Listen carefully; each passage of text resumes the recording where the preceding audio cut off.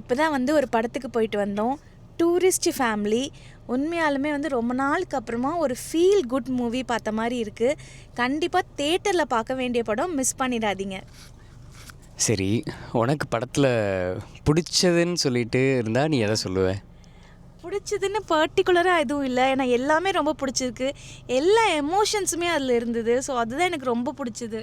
So படம் எப்படின்னா, இப்போ ஒரு படம் வந்து ஒரு காமெடி இருக்கும், ஃபைட் இந்த மாதிரி எல்லாமே இருக்கும். பட் இந்த படத்தில் ஒரு ஸ்ட்ராட்டஜி மாதிரி நான் பார்த்தேன்.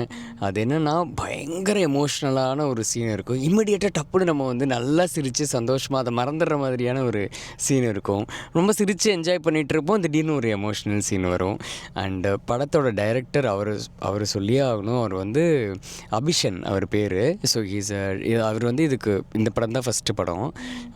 எப்படி இருந்தது நீயே சொல்லு. நான் நேற்றே பார்த்துட்டேன். ஆக்சுவலாக நேற்று நான் பார்த்துட்டு வந்து இது காயத்ரி கூட நான் போய் பார்க்கணும், ஒரு ஃபேமிலியாக பார்க்கணும்னு நினச்சி நாங்கள் மறுபடியும் இன்றைக்கி போய் பார்த்தோம். So super. நீ எப்படி சொல்கிற, என்ன சொல்கிற? டேரக்டர் நான் அவர் தான் சொன்னேன்ல. உண்மையாலுமே நான் வந்து டேரக்டர் யாருன்னு தெரிஞ்சதுக்கப்புறம் எனக்கு இவர் தான் டேரக்டரான்னு ஷாக் ஆயிடுச்சு. ஏன்னா அவ்வளோ ஒரு சின்ன ஏஜில் இந்தளவுக்கு ஒரு மெச்சூரிட்டியான ஒரு படம் எடுக்க முடியுமான்னு எனக்கு தெரில. உண்மையாலுமே சூப்பர் படங்க.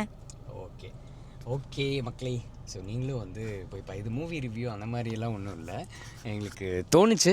ஸோ வந்து அதனால் வந்து உங்களுக்கும் நாங்கள் ஷேர் பண்ணிக்கிறோம். ஸோ போய் பார்த்துட்டு படம் எப்படி இருக்குன்னு கமெண்ட்டில் முடிஞ்சால் சொல்லுங்கள். ஆக்சுவலி ஹானஸ்ட்லி நல்ல படம், போய் பாருங்கள். Tata, bye by.